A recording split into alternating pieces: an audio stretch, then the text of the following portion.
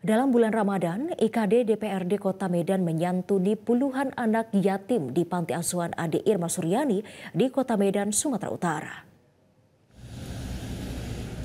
Ikatan Keluarga Dewan DPRD Kota Medan Kamis sore menyambangi Panti Asuhan Ade Irma Suryani di Jalan Teku, Cikditiro, Kota Medan dengan membawa sejumlah sembako dan kebutuhan anak-anak panti asuhan. Sebanyak 43 istri anggota dewan yang hadir dalam kegiatan ini bertujuan untuk berbagi kebahagiaan di bulan suci Ramadan dengan 66 anak yatim yang tinggal di panti asuhan.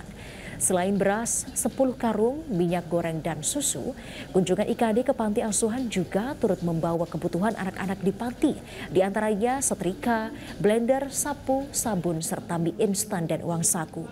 Menurut Sri Afnidar, Ketua IKD DPRD Medan mengatakan, kegiatan bakti sosial ini adalah kegiatan rutin yang dilakukan di bulan suci Ramadan sebagai bentuk kepedulian pengurus IKD terhadap anak-anak yatim yang ada di Kota Medan.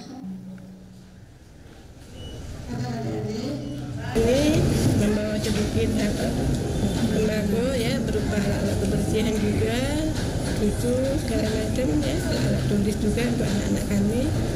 Ini merupakan kegiatan rutin dari tahun ke tahun.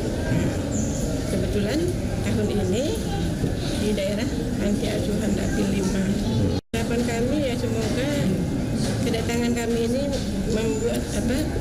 menghibur anak-anak kami di sini, meringankan sedikit beban panti ya, mungkin sedikit bantuan sembako ya. Jadi mudah-mudahan lah ke depannya panti di sini bisa merasakan kedekatan, perhatian. Kami ini ibu-ibu dewan ini tidak melupakan mereka.